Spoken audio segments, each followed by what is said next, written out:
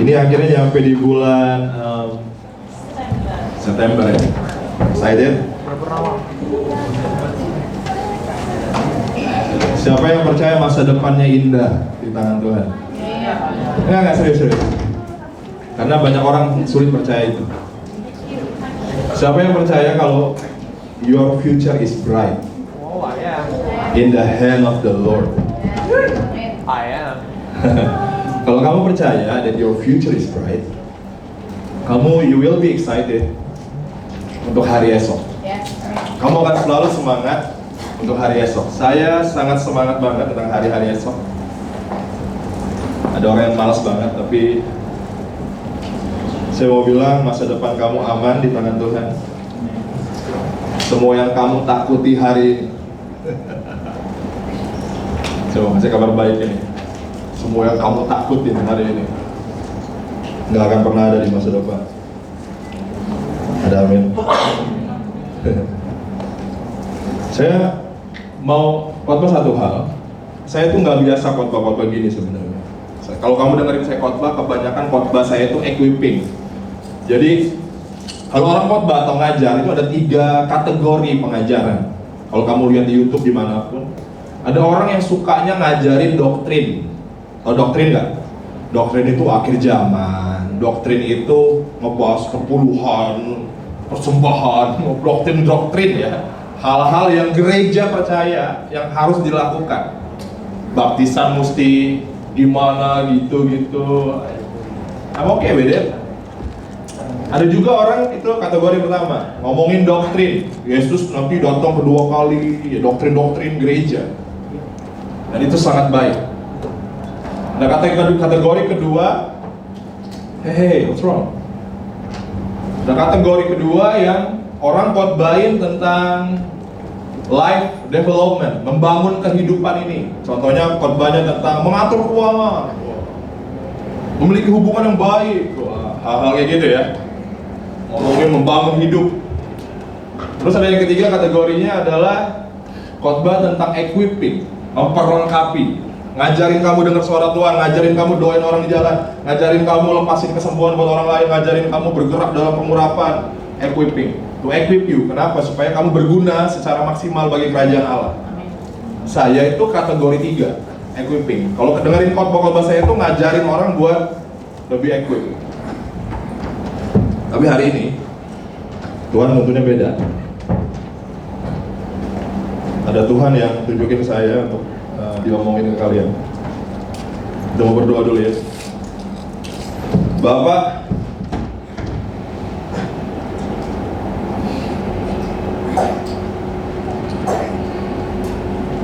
hadir di tempat ini Tuhan. Bukan kegagahan kami, bukan kerohanian kami yang mengalahkan musuh, bukan. Tapi kebaikan Bapa, the nature of the Father,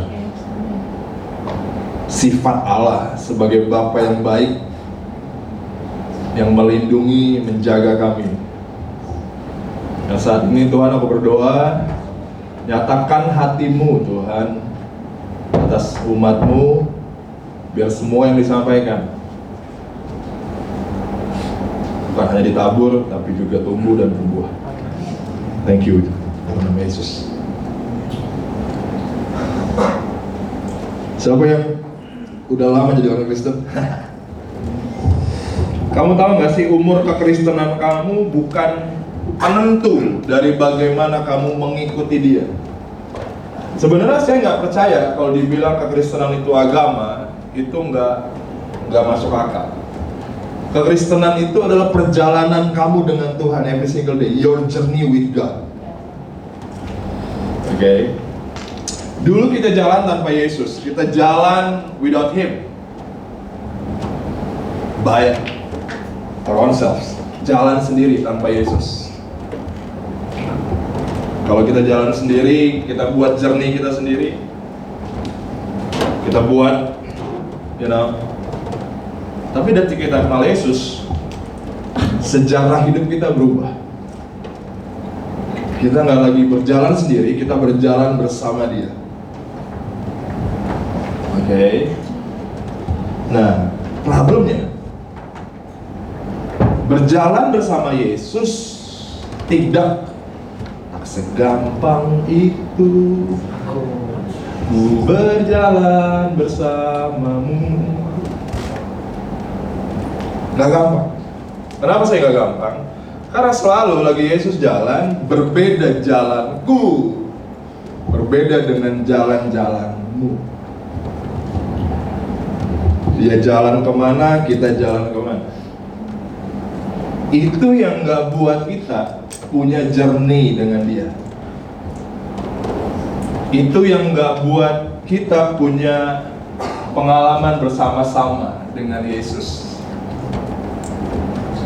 Oke, saya bakal pelan-pelan ya, oke. Kemarin saya habis nikah, kita punya planning.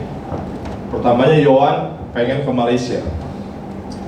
Dia pengen banget ke Malaysia. Kemarin karena flight itu apa lagi?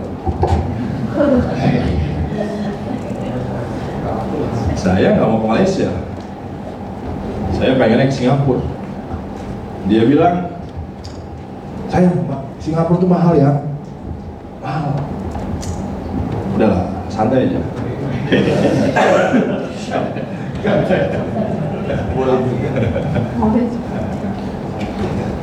Akhirnya kita sepakat, kita ke Singapura.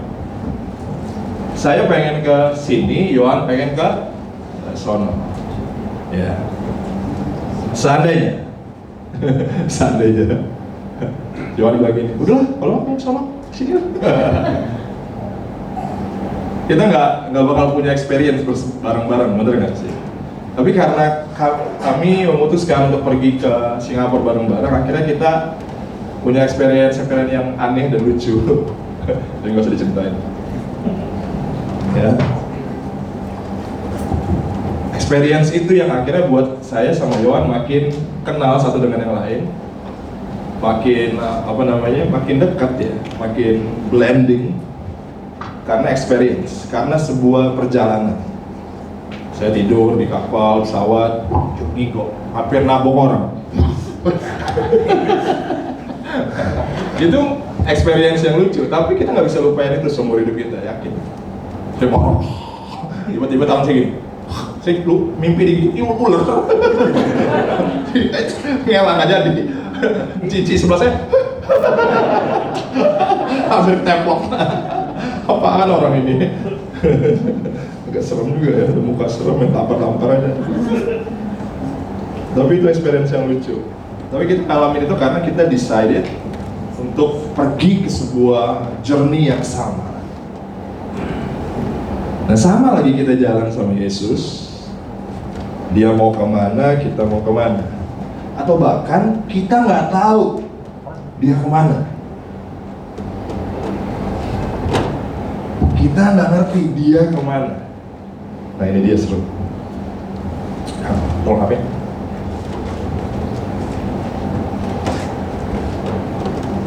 Karena dia bukan manusia ya. Jadi butuh proses untuk mengetahui Tuhan bergerak kemana. Saya khotbah ini sekali lagi bukan untuk semua orang. Khotbah ini hanya untuk mereka yang mau duduk bergaul dengan Tuhan. Karena kalau kamu nggak bergaul dengan Dia, kamu nggak akan pernah dibawa ke tempat-tempat di mana yang saya akan tunjukin ke kamu. Kalau kamu bergaul dengan Dia, kalau kamu bersahabat dengan Yesus, penebus kamu, Dia akan bawa kamu ke tempat-tempat yang saya akan tunjukin. Dan kalau kamu bilang, kok Santo gue juga dibawa ke situ, saya mau bilang gini, kita dalam frekuensi yang sama. Tapi kalau kamu bilang, kayaknya gue jadi orang Kristen biasa aja, gak pernah ngalamin itu, gue jangan-jangan kamu sedang gak berjalan bersama Dia. Karena kalau kamu berjalan bersama Dia, Dia akan bawa kamu ke tempat-tempat ini. Saya akan santai aja. Waktu zaman Israel, bangsa Israel keluar dari Mesir, ya, Tuhan bawa mereka itu ke sebuah padang gurun. Kalau kamu baca di Google Map, Tuhan bilang karena orang-orang ini dijajah sama Mesir, diperbudak bahkan selama 350 tahun. Kebayang nggak betapa lamanya itu? Mereka bangun tidur, bangsa Israel nih, kalau nggak salah ya, correct me if I'm wrong, itu ada 4 juta orang yang berjalan dengan Musa keluar dari Mesir. Ada 4 juta. 4 juta orang ini, dia bangun tidur tiap hari 350 tahun, from generation to generation. Bangun dari tidur, diseret, matekin batu, bawain gelondongan batu, kerja terus, nggak dikasih makan sampai malam. Malam tidur, besok pagi bangun lagi, ngelakuin hal yang sama. Begitu terus selama ratusan tahun. Pahit nggak hidupnya? Tiba-tiba Musa datang, keluarin mereka, guys. Ini tahun Yobel, tahun Allah menyelamatkan kamu. Keluar dari sini, cabut. Berangkat mereka, tapi dibawa ke padang gurun. Dan lucunya di padang gurun, Alkitab tulis, kamu tahu sih, kebayang gak sih kamu di padang gurun itu nggak ada direction, nggak ada papan jalan bilang ini ke hotel atau kemana, nggak ada. Cuman pasir dan langit, pasir langit, sejauh mata memandang, pagi siang malam. Mau jalan ke sini yang nggak ada ujung, bingung mau kemana. Padahal kalau di Google Map itu cuma 9 hari guys. Tapi akhirnya dibilang gini, Tuhan kasih, kita buka Bilangan 14 ayat 14. Karena nggak ada direction, Tuhan kasih satu direction. Wah, kita udah keluar dari Mesir, kita mau kemana nih? Katanya kita mau dibawa ke tanah yang penuh dengan susu dan madu. Oke? Mereka akan bercerita kepada penduduk negeri ini yang telah mendengar bahwa Engkau Tuhan ada di tengah-tengah bangsa ini, dan bahwa Engkau Tuhan menampakkan dirimu kepada mereka dengan berhadapan muka. Nah ini saya bilang, waktu awanmu berdiri di atas mereka dan waktu Engkau berjalan, Tuhan berjalan mendahului mereka di dalam apa? Tiang awan pada waktu siang dan di dalam tiang api pada waktu malam. Jadi ada 2 tiang yang muncul beda-beda. Tiangnya muncul tiang awan pada waktu siang supaya dibilang mereka nggak kepanasan. Jadi mereka itu nggak kepanasan di padang pasir. Ada awan seperti tiang yang menaungi 4 juta orang. Jadi mereka nggak kepanasan, aman. Mereka nggak kena UV, nggak hitam kayak saya, aman. Jadi kalau kamu lihat bagaimana Tuhan tuntun mereka di padang gurun ya.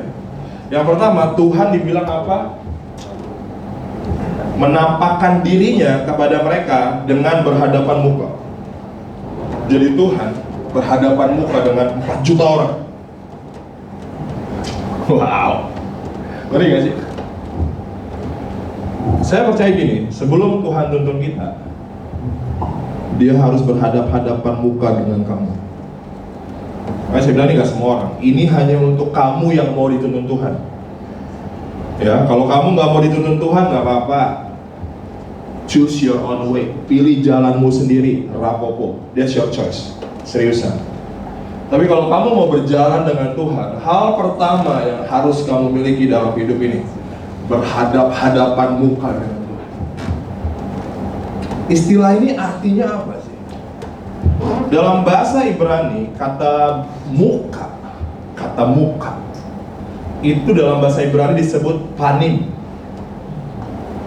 yang artinya adalah hadirat Allah. Jadi kalau kamu mau berjalan bersama dengan Tuhan, kita mau berjalan dengan Tuhan, suka nggak suka, kalian harus bergaul dengan hadirat Allah, dengan wajahnya. Harus duduk di kakinya dan pandang wajahnya dalam hadiratnya, worship Him. Baru Dia akan tuntun kamu. Nah ini menarik. Tadi saya bilang dia harusnya nyampe 9 hari ke tanah perjanjian, tapi dibawa muter-muter 40 tahun. Kenapa sih? Tuhan kayaknya ngerjain kita ya. Kenapa dia buat ribet? Kalau Tuhan baik kan dia harusnya 9 hari bawa dari sini ke sini doang, dekat. Kenapa mesti 40 tahun dibawa muter-muter? Dituntun Tuhan nih, dituntun Tuhan. Kemana tiang pergi dia berangkat. Lagi tiang diam dia diam, ada yang lagi boker, tiba-tiba tiangnya gerak. Oh, gerak. Aku ketinggalan cuy. Lagi molor, wih jangan gerak, wih gerak. Jalan lagi.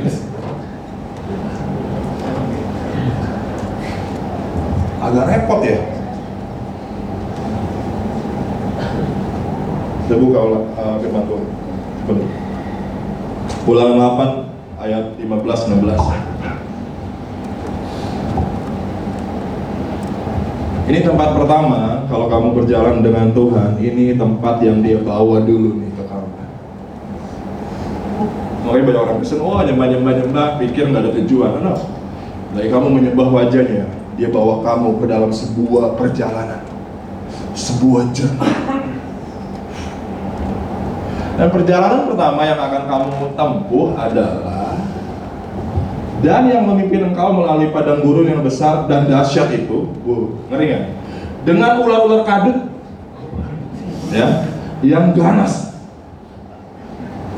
serta kalajengkingnya dan tanahnya yang gersang. Ini satu paket semua. Apa ya nggak? Padang gurun, gersang, banyak ular kadut, kalajengking ya. Nggak ada air, kering. Dia yang membuat apa? Air keluar bagimu. Terus lanjut ayat 16. Dan yang di padang gurun memberi engkau makan mana yang nggak dikenal oleh nenek moyangmu. Supaya apa? Tuhan bawa mereka ke situ supaya apa? Coba nih, direndahkan hatimu.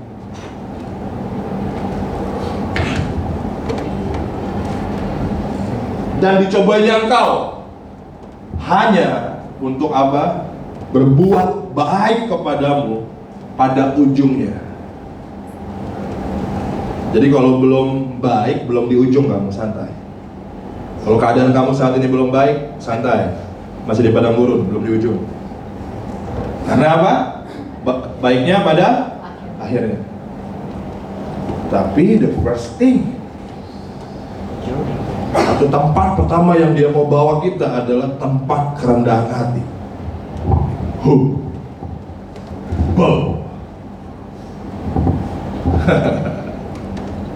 Berat. Welcome to the journey. Di sini, di tempat ini, di tempat kerendahan hati ini, sebelum kita beres di sini, dia nggak akan bawa kita ke tempat lain, my brother. Karena orang yang meninggikan diri direndahkan, yang merendahkan diri tinggikan. Dia hanya bisa bawa pergi orang-orang yang mau direndahkan hatinya. Direndahkan hatinya ini bukan enak.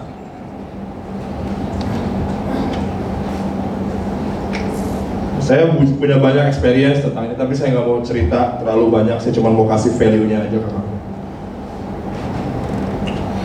Rendah hati itu gini loh. Kalau kita masih gampang tersinggung, gampang sakit. Ya, ada orang ngomong apa, singgung, jatuh, sakit. Ada orang buang muka, sakit. Nah, kita negor orang nggak diladenin, sakit. Kalau kita banyak tersinggung, banyak luka, jangan-jangan kita belum rendah hati. Ini buat saya juga. Gampang offended sama orang. Dikit kecewa, dikit ini, dikit kono. Jangan-jangan kita belum humble. Tuhan berurusan sama gini-ginian nih. Pertama dulu. Karena kalau orang dalam posisi rendah, bisa jatuh nggak dia? Karena dia rendah. Ada orang jelekin dia, Dia nggak bisa jatuh karena dia udah begini ya, udah tiarap. Dia have no feeling. Ada orang gosipin dia.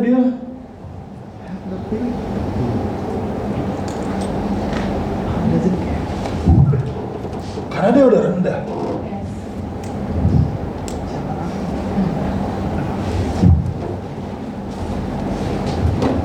Orang yang rendah hati itu bukti dari rendah hati. Dan ini nggak mudah. Tuhan harus buat kita sebelum kita rendah hati. Journey-nya baru intro, my brother. Belum masuk ke verse 1. Kalau lagu ya, ada intro. Dia mesti berurusan. Tiap orang urusannya beda-beda di tempat ini. Ada yang butuh 20 tahun baru sampai rendah hati. Agak berat ini. Tersinggung mulu, marah mulu, open, berat. Mungkin ada yang makan 50 tahun. Saya mau kasih selamat. Selamat ya. Selamat ya. Saya kalau ngomong kayak gitu. Selamat ya. Ayo Bos Santo. Makasih bro.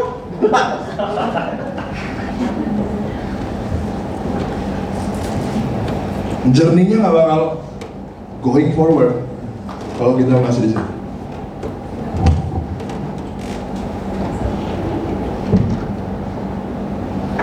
Suatu hari saya mau cerita, saya nggak tunjukin aja karena terlalu lama. Suatu hari Daud, you know Daud, Raja Daud, King David, lagi jalan sama rombongan. Tajam ya. Tiba-tiba di pinggir jalan ada yang mengutuki Daud. Gemblong. Raja kok ngene. Ngomong yang enggak. Nah, kalau ada orang ngomong, pendeta gemblong. Pendeta gemblong. Pendeta kok ngene. Apa namanya? Ngomongin Daud yang enggak. Anak-anak buahnya maju, Frankie lah. Biasa, ajudan. So ngomongin, Raja Daud, orang itu kurang ajar. Sikat aja. Selesai.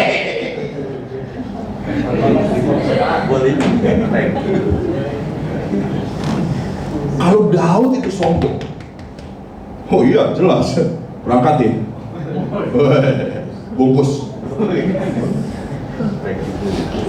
Anak buahnya siap, sikat, baca ditawari. Sunat bilang gini, santai John. Jangan, biarin aja. Jangan-jangan Tuhan sedang pakai mulutnya untuk mengoreksi hidupku. Lagi baca itu gemetar saya.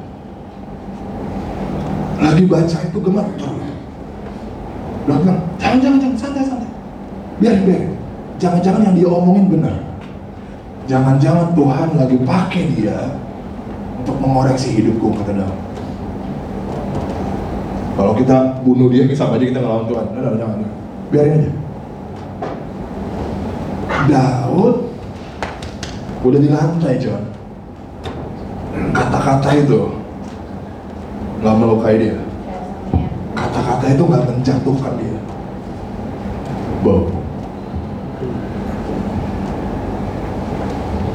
Ini perjalanan pertama ini kita mesti lewatin semua, teman-teman, bapak-bapak, ibu-ibu, saudara-saudara. Haleluya.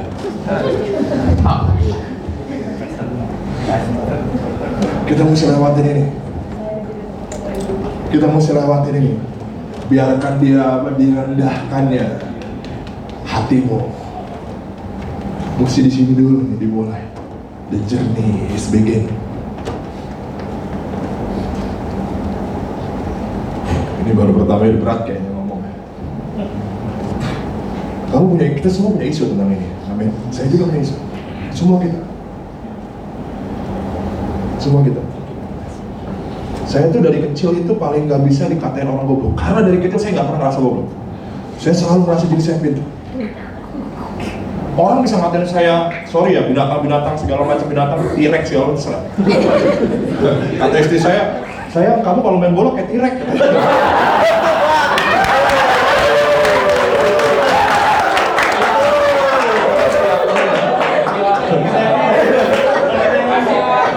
Terima kasih Om.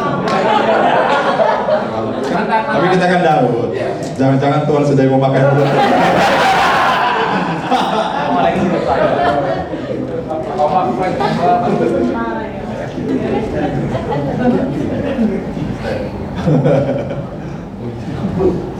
Agak berat. Siapa yang mau Tuhan izinin kamu, Tuhan rendahin hati kamu? Jangan sampai miss proses. Ya, jangan sampai miss proses ini. Ini tempat pertama yang mesti dilewati setiap kita. Dan ini nggak mudah. Kalau ada yang bilang, dasar emang nggak punya duit, miskin lu. Iya. Ya kan? Dulu kalau kita kan tersinggung dikatain Cina, Cina. Jawa. Wah. Dikatain Cina dia ngapain tersinggung? Orang Cina. Aneh. Ampun. Kalau dikatain, woi ampun. Oh, yang kan baru itu marah. Kalau Cina lu kata ampun. Cina. Dia mau Cina marah. Aneh. Dulu saya itu paling berat kalau dikatain goblok. Karena emang nggak goblok dari kecil. Gitu. Emang bandel tapi nggak goblok. Bandel bener banget. Saya mau dikatain T-Rex nggak marah. Tapi kapan dikatain goblok lu, waduh, langsung rasingan.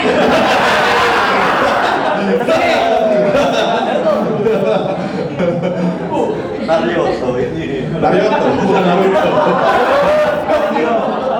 Ada beda. Bukan Naruto. Tapi saya ngalamin bertahun-tahun digoblok-goblokin orang. Kerja digoblok-goblokin orang. Mesti lewat dulu. Kalau sekarang, satu lo goblok. Ya lah, pintaran lu boy. Iya sih yang pintar loh. Si paling pintar. Iya nggak usah kesinggung. Goblok Santo. Iya sih yang pintar loh. Apa? Mungkin Tuhan lagi pakai dia ya, nunjukin siapa yang goblok tuh.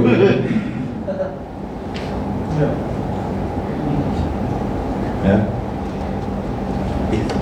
Amin. Siap ya direndahin hatinya sama Tuhan. Oke. Siap ke tempat berikutnya? Setelah ini, setelah tempat rendah hati, tempat kerendahan hati, yang kedua Tuhan akan bawa ke sebuah tempat. Kita buka Mazmur 18 ayat 35. Tapi ini tempat yang kedua ini, aduh, nggak sembarang orang. Sekali lagi, mesti lulus dulu satu. Dia bilang gini, kau berikan kepadaku perisai keselamatanmu, tangan kananmu menyokong aku, kemurahanmu. Kok salah ya terjemahannya kayaknya? Balik. 34. Oh iya, di situ. Yang mengajar tanganku berperang, dibilang, sehingga lenganku dapat melenturkan busur tembaga. Tempat kedua, yang pertama tempat kerendahan hati, tempat kedua adalah training zone, tempat pelatihan.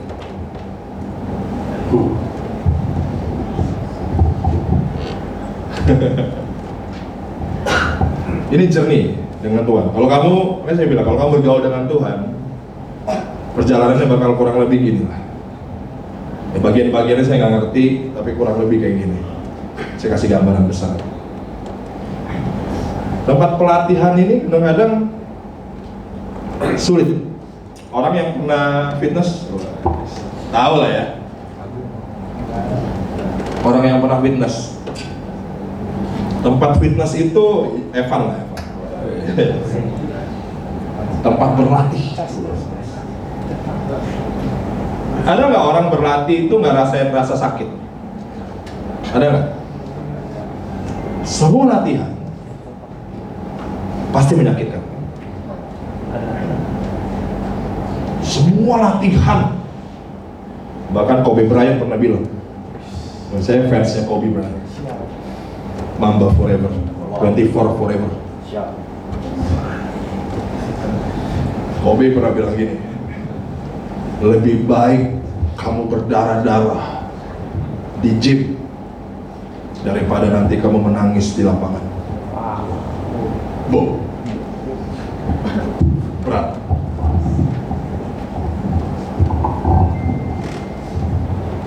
Tempat pelatihan itu menyakitkan.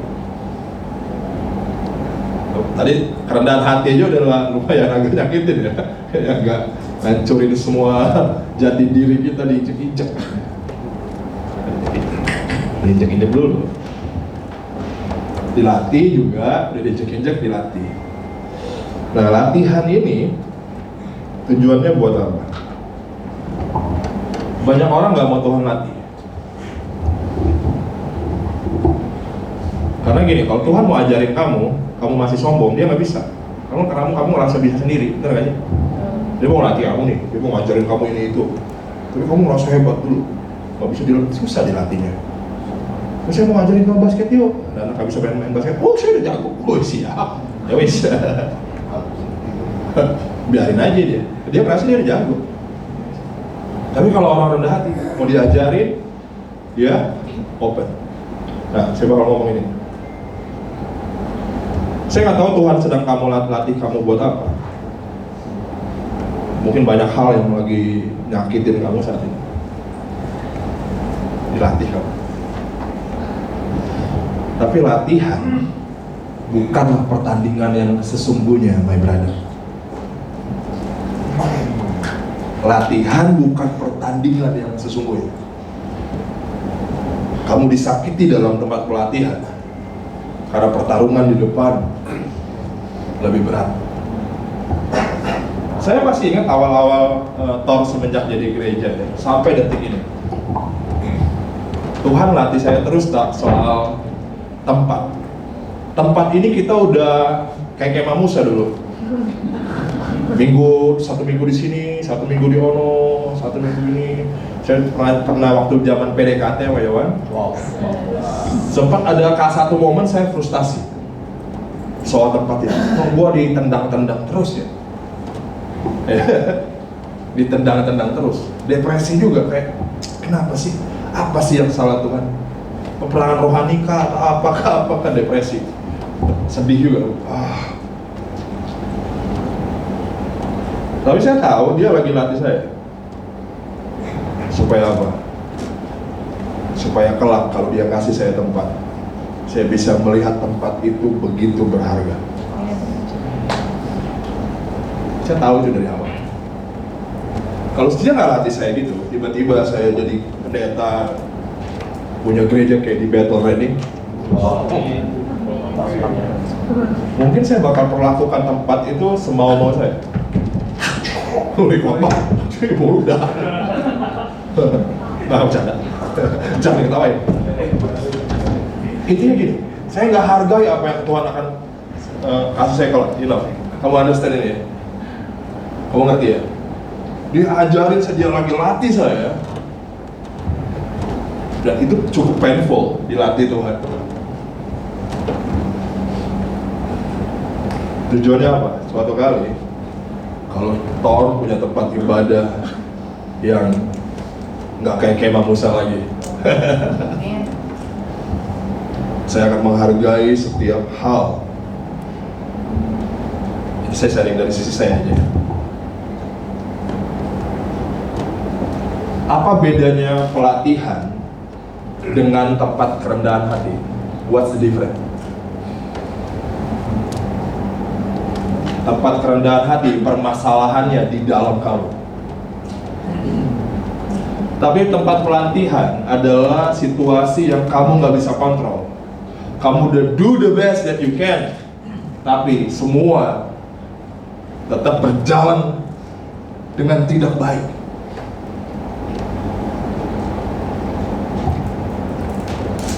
Tidak sesuai ekspektasi kamu. It's okay. Dia lagi latih kamu. Saya pernah khotbah di depan 500 orang. Saya altar call, nggak ada satu orang pun yang maju. Saudara yang pengen dijamah Tuhan, maju ke depan. 5 menit 7 menit nggak ada maju. Turun ini gua.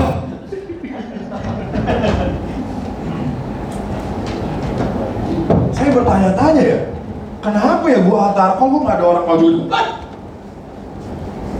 Pendeta berikutnya di altar call rame. Kurang urapan kayaknya gua. Dia lagi latih saya. Kenapa waktu itu yang saya pelajari? Supaya saya ngerti kalau ada orang maju ke altar dilawat Tuhan, bukan karena khotbah saya bagus, bukan persona saya, bukan pengurapan saya, karena semata-mata itu terjadi cuma karena hadiratnya yang menarik orang-orang kepadanya sendiri. Dibuang dulu nih, latihan dulu. Itu painful nggak? Malu nggak? Kalau lu jadi gua, malu cuy. Lu kok altar call nggak ada yang muncul, pendeta berikutnya altar call rame. Agak berat itu, berat. Tapi dia lagi latih saya supaya kuat membusurkan lembaga. Amin. Amin. Kamu udah siapin diri sebaik mungkin, apa. Tapi semua nggak working well. Out of expectation semuanya. He's training you. Dia lagi latih. Nah ini jernih-jernih gini ini nggak bisa didapat dari agama ya. Kamu datang ke gereja dong hari Minggu, pulang terus bodo amat sama Tuhan.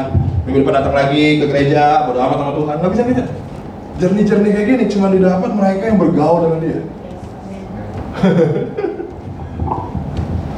Jernih-jernih gini yang ini seru. Wah seru. Have many stories ya. Seru. Oke, terakhir nih. Masih punya banyak waktu. Tempat ini favorit place-nya orang Kristen. Sering disebut-sebut soalnya kalau lagi doa, tapi nggak tahu artinya. Itu bukan Mazmur 23. Coba kamu baca semua ya. Kamu baca, saya hitung 1, 2, 3, kalian baca semua. Mazmur 23. Ayo baca semua. 1, 2, 3. Tunggu, wait. Baca semua dong. Semua. Mau. 1, 2, 3, go.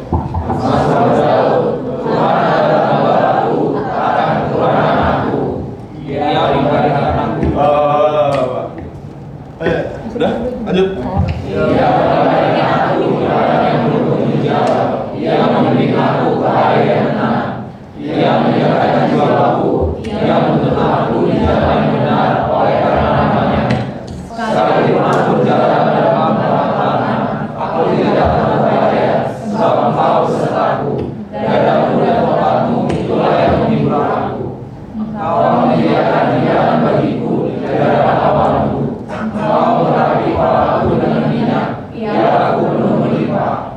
Kebajikan dan kemurahan telah akan memenuhi aku seumur hidupku, dan aku akan menjaga dan rumah Tuhan sepanjang masa. Apa dia lagi Rina? Keseluruhan ya? The next place yang Tuhan bawa di sini sebenarnya paradoks ya tempatnya. Jadi kamu bakal temuin ini. Dia membaringkan aku di padang yang berumput hijau. Dia membimbing aku ke air yang tenang.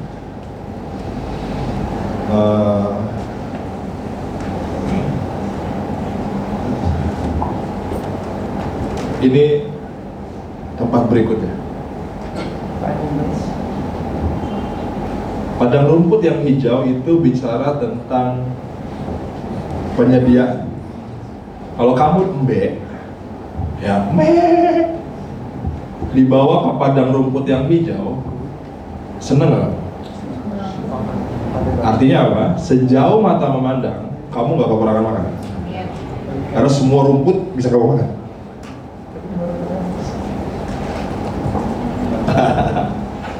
Setuju? Ini season yang luar biasa dalam kehidupan. Lagi Tuhan bawa kamu di titik ini. Tapi sebelum Dia buat kamu rendah hati dan sebelum Dia latih kamu, kita nggak akan habis di sini. Ini tempat dimana provision. Kamu mau makan apa aja, kamu bisa makan.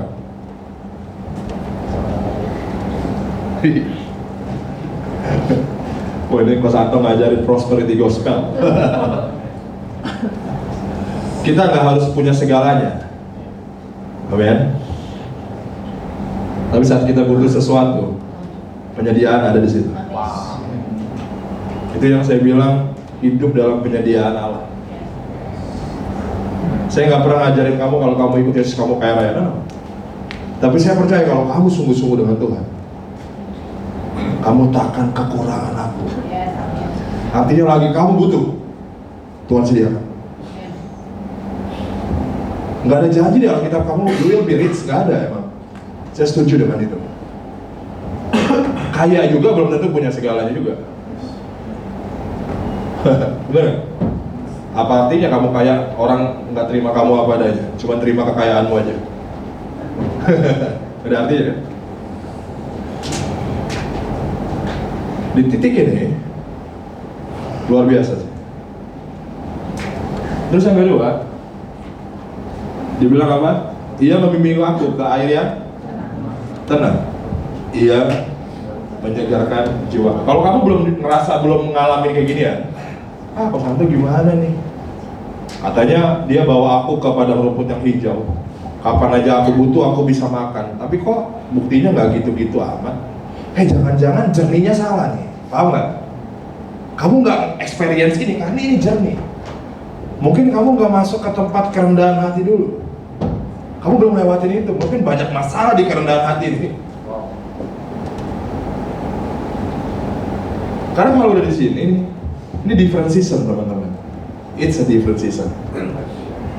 Dan kamu di sini luar biasa. Terus dia membimbing aku ke air yang tenang.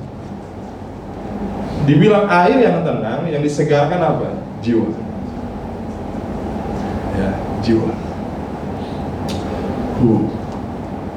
Kita ngomongin agak dalam nih.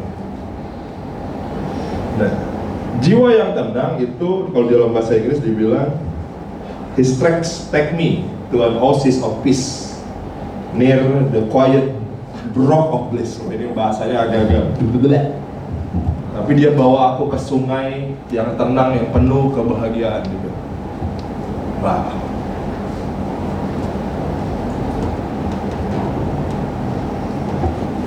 Peace. Di mana hati kamu sangat tenang. Makanya orang kalau nggak rendah hati nggak bisa di sini kayaknya sih. Sulit jiwanya tenang. Bener nggak? Kalau orang nggak dilatih sulit jiwanya tenang. Tapi kalau orang udah latihan, ya orang udah latihan nih, udah ngalamin banyak hal dengan Tuhan, mudah dia tenang. 3 tahun yang lalu gua bokeh juga sih, tapi cukup aja tuh makan. Udah latihan. Sekarang ngapain gua takut? Gere ya? Tenang. Paham? Tenang, santai deh dengan hidup ini. 5 tahun yang lalu, siapa lah gua? 15 tahun yang lalu saya manggul kabel di gudang. Lewat kesini lihat itu, nah udah lah. Tenang aja buat hari esok mah. Lewat juga tuh. 15 tahun lalu umur berapa saya? 12. Ya itu loh. Saya pertama kerja sambil kuliah itu, kerjaan pertama saya adalah jadi kuli gudang. Jadi kalau ada salesman mau jalan keluar kota, saya siapin bawain barangnya ke mobil. Terus kalau ada barang datang dari luar kota ke gudang saya yang bongkarin, terus saya yang rapiin di gudang. Kabel-kabel ini cuy, kabel apa? NEA, NEM apa itu, kabel-kabel listrik ini, kan karuan tuh. Wah.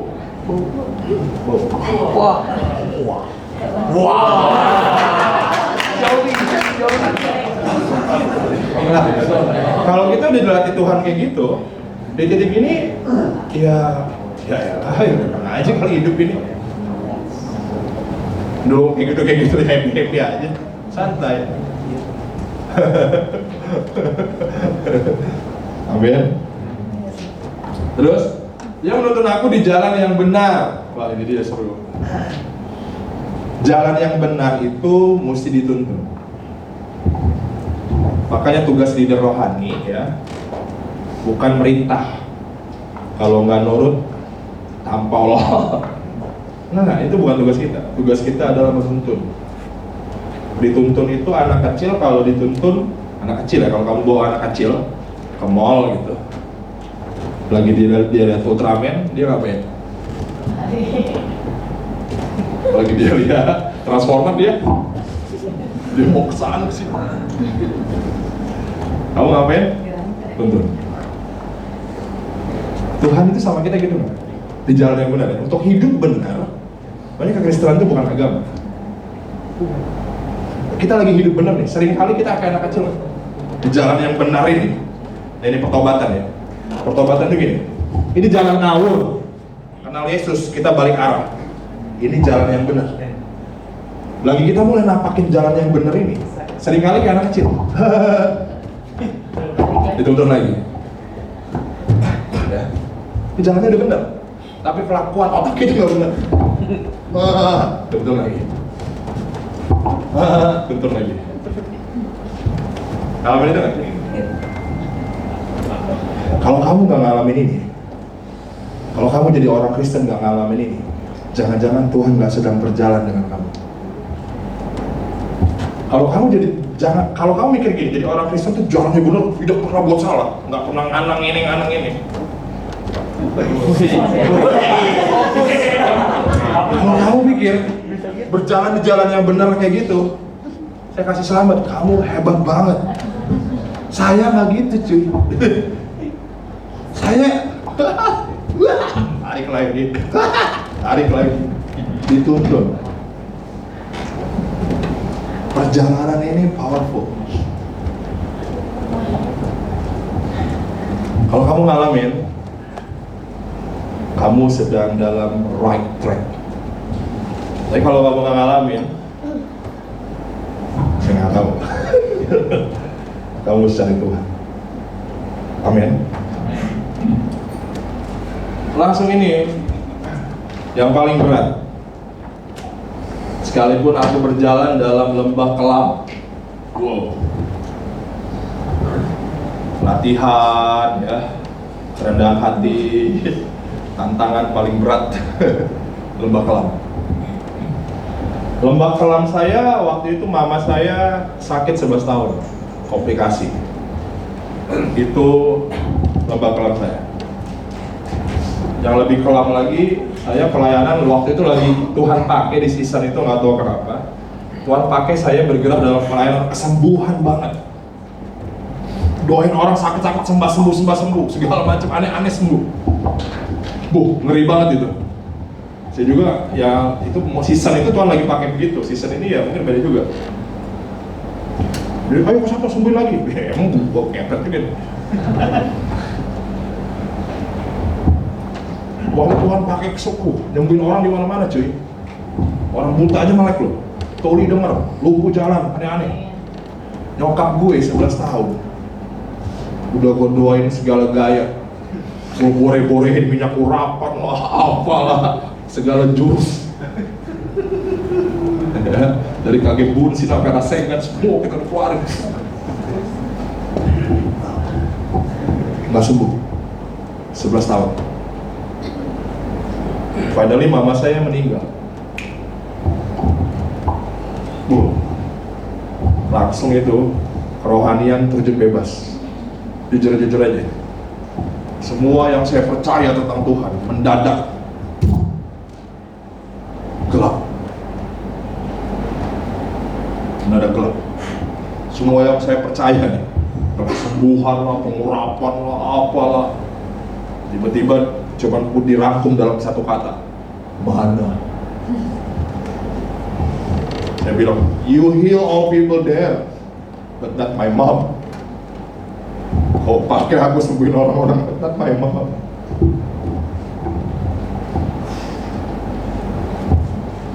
Lembah kelam, depresi, nggak Tuhan-Tuhanan. Apa ini? Ya, semua kamu mesti dibawa ke sini. Kalau kamu berjalan dengan Tuhan, ya, bukan kamu dibawa ke lembah bukan karena kamu gila, bukan. Kamu udah berusaha tiap hari jalan sama Tuhan, punya journey, walking together with Jesus. Tapi tiba-tiba diseret kita ke situ. Kalau dalam terjemahan dibilang begini, even when your path takes me through the valley of deepest darkness. Jadi jalannya yang bawa kita ke situ. Itu saya nggak Tuhan-Tuhanan. Maka tadi saya bilang, orang benar itu kalau keluar jalur pasti ditarik balik. Nggak Tuhan-Tuhanan tuh saya. Males doa, males ngapa-ngapain. Nggak ngapa-ngapain, males gue udah. Apa ini semua? Saudara saya Christopher Tapiheru, dia chatting saya tiba-tiba, brother gue ke Lampung nih mau khotbah, nanti gue khotbah lu datang. Saya bilang, karena dia saudara saya bilang, oke bro, nanti gue datang. Khotbah di hari Sabtu di sebuah gereja di sini di Bandar Lampung. Saya datang doang ke situ, cuman mau menghargai dia doang, karena udah janji datang kan. Saya duduk, dengerin dia khotbah. Khotbah apa lah dia ini? Khotbah kan dia. Kristo itu tipe pengajar ya. Kalau kalian denger dia khotbah nggak kayak saya kan orangnya profetik ya, dia enggak. Tapi tiba-tiba Kristo mendadak profetik John. Khotbah, dia doain jemaat. Terus tiba-tiba lagi doain jemaat ya, kayak doa abis khotbah aja. Doain firman ya, tiba-tiba dia bilang gini, saya jujur ya, saudara-saudara bapak ibu, dari tadi Tuhan ngomong sama saya coba abai-abain, nggak bisa, ngomong terus. Jadi saya mau doa ini deh, saya mau doa for my brother. Tuhan nggak ambil nyokap lu, dia bilang. Tuhan, wah dia lagi ngomong kayak gitu. Itu saya dengar duduk ya. Langsung tiba-tiba itu kayak Tuhan langsung ngomong sama saya sendiri, langsung nusuk di hati saya, tumbang saya ke lantai, hancur, nangis, ngerang-ngerang, gak karu-karu. Wah, itu gila banget sih. Still cannot forget ya tentang momen ini. Makanya saya bilang di journey dengan lu. Pulangnya kita ngobrol. Kayak besoknya saya telepon Kristo ngobrol semuanya. Apa yang lu dapat kemarin tentang gua, tentang nyokap gua dan segala macam itu benar. Dan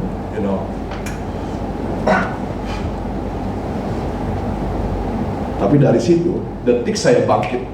Apa yang terjadi tuh? Detik saya bangkit. Singkat cerita, Thor langsung punya ibadah pertama kali di Pokotan. Langsung berubah. Coba lanjut lagi ya. Sebab engkau besertaku gadamu dan tongkatmu. Gada itu apa sih artinya? Gembala itu punya gada kayak palu. Tujuannya adalah ngegebukin serigala yang mau menerkam domba. Jadi dia bukan buat tongkat. Tongkat buat nuntun tuh, buat domba-domba kalau bandel. Tapi gada bukan buat domba. Gada ini buat siapa? Buat serigala yang mau datang. Datang lagi. Karena di lembah kelam, kamu jujur-jujur aja, nggak punya kekuatan. Setiap saat musuh bisa serang kamu kapan aja. Tapi di situ di titik itu kamu ngalamin perlindungan Tuhan paling sempurna yang nggak akan pernah kamu alami sebelumnya. Engkau menyediakan hidangan bagiku di hadapan lawanku. Engkau mengurapi kepalaku dengan minyak, pialaku penuh berlimpah, kebajikan dan kemurahan belaka akan mengikuti aku seumur hidupku dan aku akan diam dalam rumah Tuhan sepanjang masa. Setelah kejadian itu lewat masa-masa kelam itu, saya ketemu Raditya Oloan, dia bilang, brother, waktu itu Thor masih nggak jelas ya, masih persekutuan nggak jelas, persekutuan anak-anak nggak jelas. Lalu Radit bilang gini, bro, persekutuan lu jadi pastor di gereja gua, persekutuan lu jadi gereja di bawah kita, lu langsung take off, bener-bener dari lembah itu langsung, yaudah kita start ibadah, kita ya, ibadah kayak gereja pada umumnya. Itu pertama kali saya ngalamin journey dengan Tuhan, perjalanan Thor juga, perjalanan saya bagaimana tapi sebelum Thor bisa naik ke season berikutnya, mesti lewat lembah dulu. Nah gitu, paham ya? Saya nggak susah jelasin ini, tapi ini hidup. Jadi kamu terjemahan masing-masing. Ya, kamu terjemahan masing-masing. Saya undang kamu bangkit berdiri, I want to pray. Udah malam, lapar.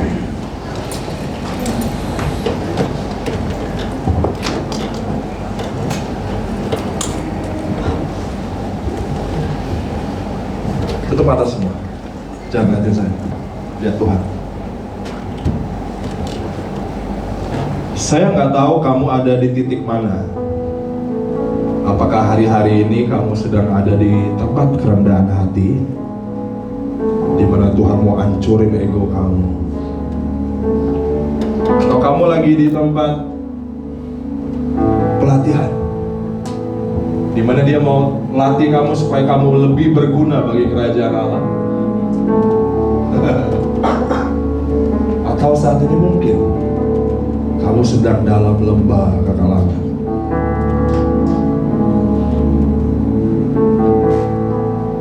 Tapi ingat, firman Tuhan bilang pada akhirnya hanya untuk Dia berbuat baik kepadamu. Dimanapun kamu ada sekarang, jangan lihat posisi itu, tapi lihat di ending. Percaya, akhirnya akan baik, lebih baik dari apa yang pernah kamu bisa pikir. Lalu aku berdoa saat ini di dalam nama Yesus Kristus buat saudara-saudaraku di tempat ini, Tuhan, buat keluarga aku, dimanapun mereka berada, dimana Tuhan bentuk mereka saat ini. Tuhan beri kekuatan buat mereka terus memandang Yesus dan berjalan bersamamu. Kami percaya semua akan baik pada akhirnya. Kalau belum baik, berarti perjalanannya belum berakhir. Ajar kami sabar berjalan bersamamu, Tuhan. Dan terakhir, hal terakhir yang saya mau doa kamu yang hari-hari ini mungkin sudah gak punya lagi hubungan dengan Tuhan. Kamu lagi saya ngomong seperti gak relate dengan semua itu, seperti itu sepertinya bukan perjalanan saya. No, ini perjalanan buat semua orang yang berjalan dengan Yesus.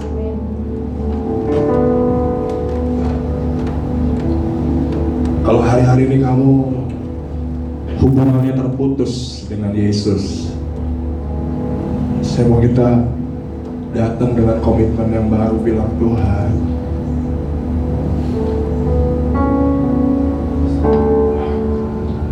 buat aku terhubung kembali, buat aku kembali mengerti, mendengar suara. Come on, Jesus.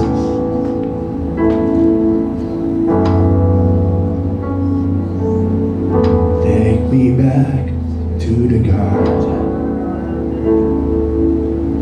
Take me back to the moment I saw your face. Take me back to communion. Yeah, take me back to communion. Bawa kami dalam hubungan intim itu kembali.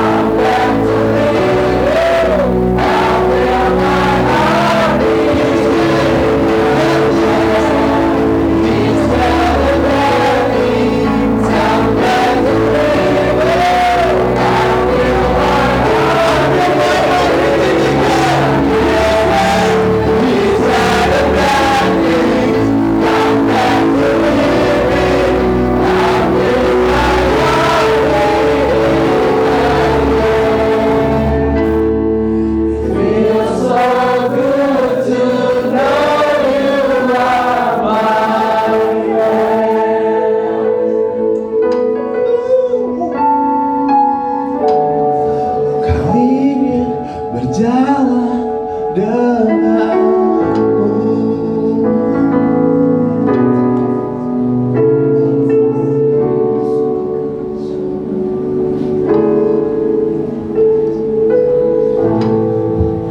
ingin berjalan denganmu.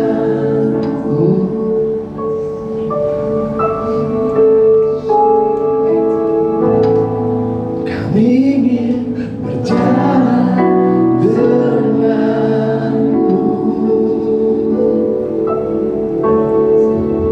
Makasih Tuhan, bahwa setiap kali masuk dalam perjalanan, take us into the journey with you. Sebuah perjalanan denganmu Yesus, seperti sahabat berjalan bersama, bawa kami dalam persahabatan itu denganmu Tuhan.